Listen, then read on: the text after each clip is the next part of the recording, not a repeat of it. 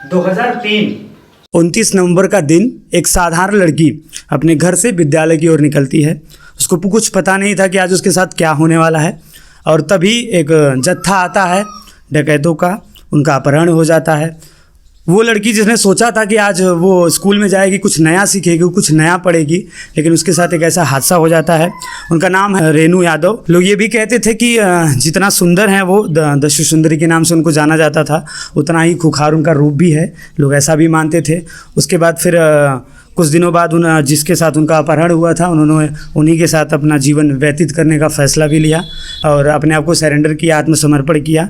एक अलग ही ज़िंदगी का अनुभव किया उन्होंने। और आज हम, जैसा कि आप सभी को पता है कि मेरा नाम है करण दुबे और मैं देसी मीडिया से हूं, और मैं यूपी के चुनाव कवर करने के लिए निकला था, और उसी बीच हम कानपुर के इटावा शहर में हैं, और जहां हमारी मुलाकात एक ऐसे शख्सियत से हो गई जिन्होंने अपनी ज़िंदगी में एक अलग ही अनुभव जिया है। लड़कियों के लिए एक प्रेरणादायक भी है कि किस तरह से अपनी ज़िंदगी को कठिन परिश्रमों में भी सरल बनाया जा सकता है। ऐसा ही अनुभव रहा। सबसे पहले तो नमस्कार। नमस्कार। कैसा अनुभव रहा आपका, क्योंकि जब आप घर से निकली थी पढ़ाई के लिए, कुछ नया सीखने के लिए, उस वक्त आपके साथ एक ऐसा हादसा हो जाता है, कैसा सीन था उस वक्त? सीन तो बहुत भयंकर था कि उसको शायद ये सोचा उस वक्त कि अगर इतनी मतलब जितनी अब समझ है तब समझ होती तो शायद हम हत्या भी अपनी कर सकते थे, लेकिन वहाँ पे क्या करते, इतनी समझ भी नहीं थी।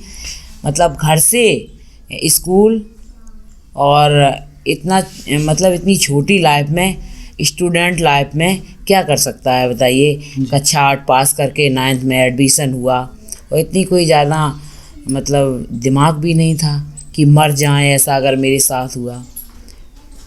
अच्छा, जिस वक्त अपहरण हुआ था, डाकू चंदन जी ने आपका अपहरण किया था, तो कुछ दिनों बाद आपने उनको अपने मालिक के रूप में स्वीकार भी किया। तो जब आपका अपहरण हुआ था तो उस वक्त कहीं ना कहीं आपके मन में भी कुछ भावना उनके अंदर उनके लिए आई होगी, कुछ हीन भावना?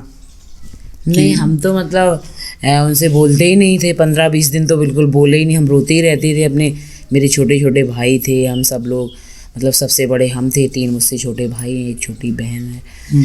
तो हम सब लोग एक दूसरे के साथ खेलना, पढ़ने जाना, घर में मेरे भैंसें थी 8, और तमाम काम हो जाते हैं, जैसे कुटी काटना है तो अपने घर पे मम्मी पापा के साथ में सब काम करते थे, पढ़ते भी थे। पापा मम्मी घर पे भी पढ़ाते थे, स्कूल भी जाते थे।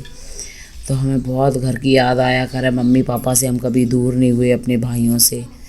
तो वहाँ पे उनसे कहा करें कि मालिक मुझे घर भेज दो, तो वो कहा करें कि घर का अगर नाम लिया तो समझ लेना अब तुम्हारे माँ बाप पुलिस से मरवा देंगे या तुम्हारी हत्या कर देंगे, तुम घर जाओगी।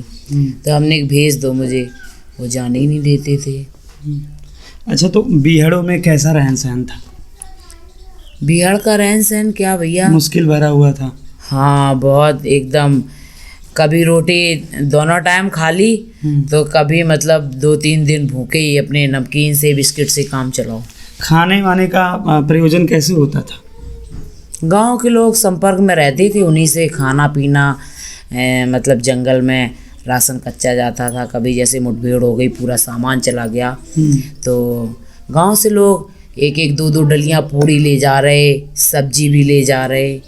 तो गांव से सपोर्ट मिलता था? हाँ, गांव से। तो जब पुलिस का कभी छापा वापा पड़ता था तो उस वक्त का माहौल कैसा होता था?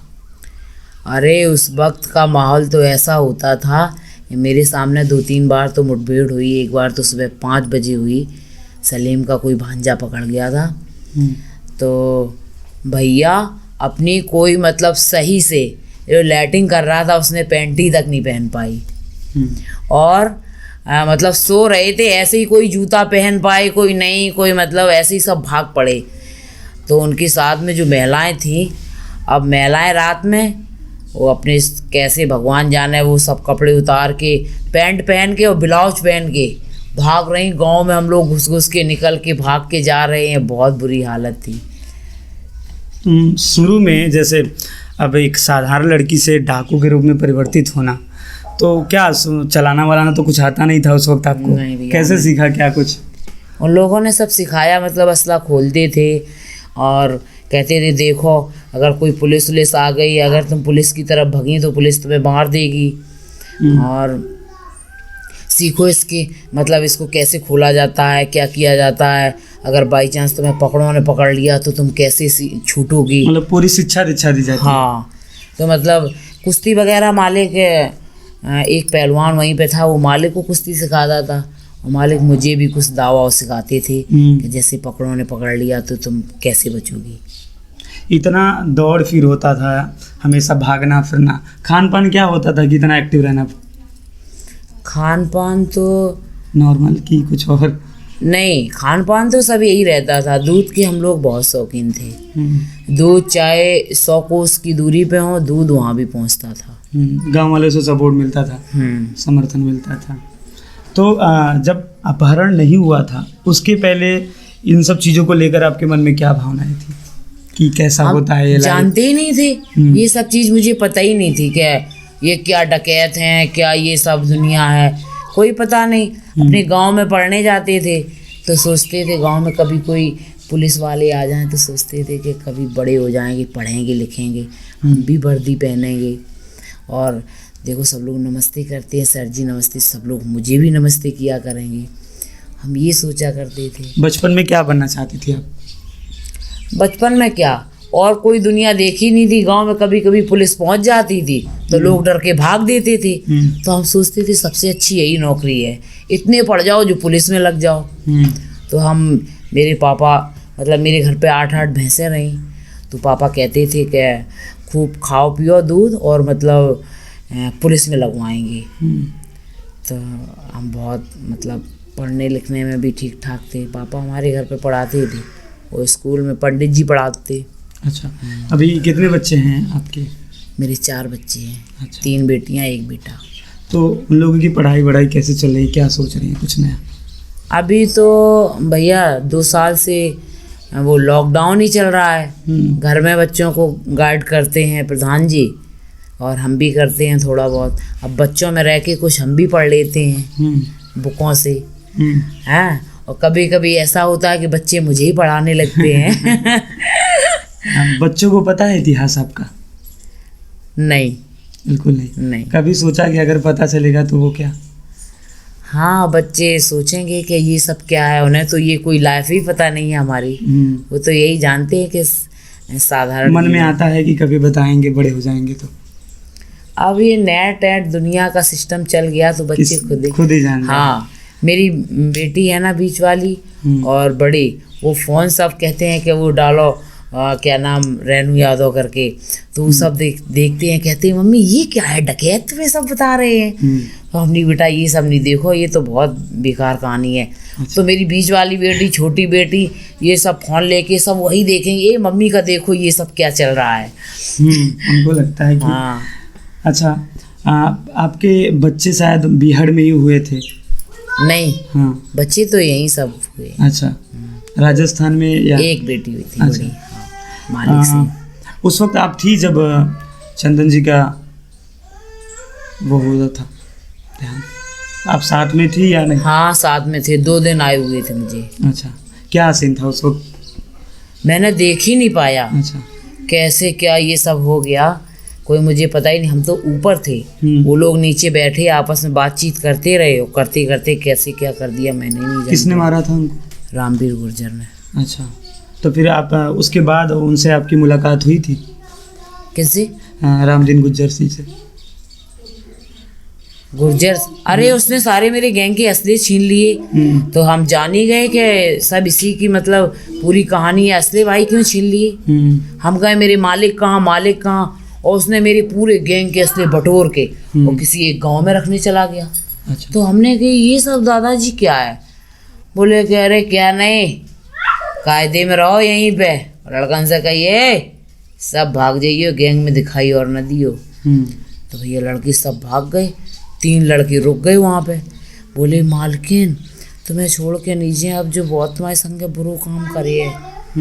तो हमने कही इतना तो दिमाग था ही कि मतलब हम यादव और ये गुर्जर, अगर मेरे साथ इज्जत पे धब्बा लग गया तो ये सब काम बेकार ही हो जाएगा। तो हमने कि इससे अच्छा तो मर ही जाओ तो ज़्यादा सही रहेगा। तो हमने अपनी एक तरीके से जान की बाजी लगाकर उसको गोली मारी, और गोली मार के 7 दिनों तक जंगल में ऐसे ही भूखे प्यासे भटकते रहे। कहीं चने का साग खा लिया, कहीं मूली की छियाँ होके खा ली, और मेरे कहीं सर में कांटे चुभे, ऊपर चढ़ रहे कहीं नीचे गिर रहे। और एक रात तो ऐसा हुआ जमुना क्रॉस करने के लिए एक मुर्दा आया, और मुर्दे पे हमने SLR रख के और बहुत दूर तक चले गए, और मेरी यही समझ में नहीं आया ये है क्या। और फिर उस मुर्दे को फिर हम पीछे ले आए, और फिर हम वहीं आ गए जहाँ उन लड़कों को गोली मारी, उसी जगह पे मैंने देखी तीनों इकट्ठे पड़े। फिर हम लौट गए, 5 जनवरी की बात है। फिर हम लौट गए वापस, तो सुबह हो गया, कहीं पुलिया में घुस रहे हैं, जैसे बारिश में नहीं इधर से झील झांकर अड़ जाता है, और चलते चलते सुबह हो गया, तो इधर से झील झांकर और उधर से झांकर खींच के SLR लिए सारे दिन भैया पुलिये में बैठे रहे। एक करब का जुआ लगा था, गट्ठा नहीं इकट्ठे कर दिए जाते करब के, तो उसी में जुआ लगा था। एक दिन तो उसी में काटा, क्योंकि जंगल में सभी लोग बताए कि बहुत पुलिस बहुत पुलिस। शाम को एक बुढ़ा मिला मुझे, हमने की दद्दा जी कौन सा गाँव है, तो वो ने कही कैसे उठा, हमने कहा अच्छा, हमने कहा दद्दा ऐसे ऐसे खबर भेज दो मेरे घर, हम तो जानू नहीं है। तो वो लोग ठीक है बढ़िया भेज दिए, और डोकर को बापे ला के पत्ता पे कछू लिख दो, ला को पत्ता सकड़ गो, खत्म हो गो। ये डोकर आए गाँव मियाँ कोई मिलो नहीं, डोकर वापस गए। वो हम सारे दिन वही जुए ही में घुसे रहे, सो पूरे दिन हमें कस के चबाओ। शाम को निकले भैया ट्यूबवेल के, जल्दी गड्ढा में गिरे, तो दीने खाओ के पूरे सुजाए दो में। शाम को निकले, फिर दूसरे दिन बुड्ढे को भेजा, तब कुछ लोग मतलब अब जाएं इसलिए नहीं कि ऐसा ना हो कि सब लोग दूध के जले हुए मठा फूंक फूंक के पी रहे थे। कह रहे थे कि वहाँ पर कहीं गुर्जर लोग ना हो, हत्या हम सबकी कर दें। तो फिर बड़े डर डर के गए, तो हमारी मुलाकात हुई। फिर हाँ, हमारे प्रधान जी हमको लेने गए थे। अच्छा, आत्मसमर्पण के बाद आपने 7.5 साल की जेल भी काटी, फिर आपने सोचा कि एक शांति भरी जीवन को जिया जाए, मन बनाया, उसके बाद कितनी परेशानियां हुई? अभी भी लोग परेशान करते हैं? अब तो लोग इतना परेशान कर रहे, जितना डर मतलब बिहार में नहीं लगा तो वो तो अब लग रहा है। लोग मतलब एक कहानी खत्म नहीं हो पा, दूसरी चालू कर देते हैं। दे कागज पे कागज, पुलिस आती है तो भाई जीने नहीं दे रहे। यही मुझे लग रहा है कि लोग सोच रहे हैं कि मतलब रेनू अब साधारण जीवन जी रही है, चलो फिर दोबारा जेल घुसाओ, या तो फिर और कुछ सोचें। बड़ा दिमाग पागल रहता है। कभी कभी गुस्सा आता है फिर से। गुस्सा तो आज है, अब बच्चे हमारे छोटे छोटे हैं, है ना, बच्चों को देख के सब चीज़ें। हालांकि पुलिस मेरा पूरा सपोर्ट कर रही है, और मतलब बहुत से अधिकारी ऐसे हैं कि किसी के साथ में मतलब गलत नहीं होना सोच रहे हैं कि हमने गलत किया ही नहीं, मेरी चौकी में पता करो, मेरे गांव में पता करो, मेरे थाने में पता करो कि हम लूट कर रहे, कि डकैती कर रहे, कि अपहरण कर रहे। प्रशासन से अभी भी सुरक्षा मिलती है? नहीं, सुरक्षा हमने मांगी नहीं शासन से, और शायद ये मुख्यमंत्री जी हुए हैं तब से हम कहूँ लखनऊ आना जाना तो मेरा हुआ नहीं है। अच्छा। हम कहीं गए नहीं भैया। डिम्पल जी के साथ भी थी आप, उनके साथ संबंध था, आपने प्रचार प्रसार भी किया था, संबंध भी था। इस सरकार से कोई परेशानी? सरकार से मुझे कोई परेशानी नहीं है। ऐसा तो नहीं कि फिर से कुछ पुरानी चीज़ें उधेड़ी जा रही हैं? नहीं नहीं नहीं नहीं नहीं, सरकार से मुझे कोई, सब काम अच्छे हो रहे हैं, और मतलब सारी चीज़ें, और कुल मिला के सभी लोग ये कहते हैं कि लोगों के मुँह से सुना है गांव में कि मतलब भाजपा के लोग जेल में घुसाएं दे रहे, फलाना करवा रहे, लेकिन ऐसा तो नहीं लग रहा है। मुझे एक बंदा झूठा फंसा रहा है, मेरी बेटी का मुझे अपहरण लगा रहा है, लेकिन सरकार को तो शायद इस बात की जानकारी भी नहीं होगी, है ना। आम लोग देख रहे होंगे, और पुलिस तक वहाँ कमिश्नर साहब को लिख के दिया कि कमिश्नर साहब के पास में रोया, और उन्होंने जान लिया होगा कि वास्तव में सत्य घटना है। अब उनके पास हम पहुँचे तो पहुँचे कैसे? अब हम किसी को, हम सोच रहे हैं किसी को लेंगे, हमें तो पता नहीं कहाँ बैठते हैं कमिश्नर साहब। अब हम जाएंगे, उससे मुलाकात करेंगे जाके, और जो बात रियल है बिल्कुल उसको आप जांच कर लो उसकी, और अगर कहीं भी जरा भी मिस्टेक निकल आए तो हम फांसी चढ़ने को मंजूर हैं। क्या चाहते हैं आप इस बार किसकी सरकार बने? अब ये तो भैया हम पूरी तरीके से वो तो है नहीं, फिर भी एक मन है ना? होता है।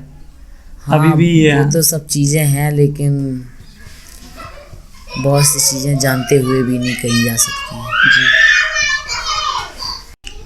अच्छा, जैसा कि अभी आपने बताया कि आपका धार्मिक कामों में भी मन था, शुरू में भी सोच थी कि कुछ अच्छा करे, तो अभी भी कुछ श्लोक याद है जो अभी भी करती हैं आप?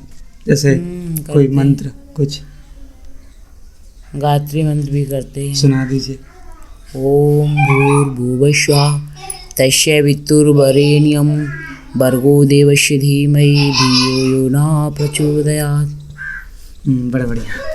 तो दोस्तों, आज हम थे कानपुर के इटावा में, और आज हमने एक ऐसे शख्सियत से मुलाकात की जिन्होंने बताया कि बुरी से बुरे परिस्थितियों में अपने आप को कैसे पाला जा सकता है, ढाला जा सकता है, और बुरे से बुरे दिन भी देखे। फिर एक समय हुआ कि जब उन्होंने इन सब चीज़ों को छोड़कर अपनी गलती को एहसास किया, आत्मसमर्पण किया, और फिर से एक सत्य के मार्ग पे जीवन जीना शुरू किया। हमारे साथ थी रेनू जी, बड़ा स्वागत है इनका हमारे चैनल पे, और बहुत बहुत धन्यवाद जिन्होंने अपनी बातों को बताया। और ऐसे तो ये सब बातें नहीं की जानी चाहिए, क्योंकि आदमी की आत्मा को कुरेदती हैं, अच्छा नहीं लगता है, लेकिन फिर भी बहुत बहुत धन्यवाद आपका।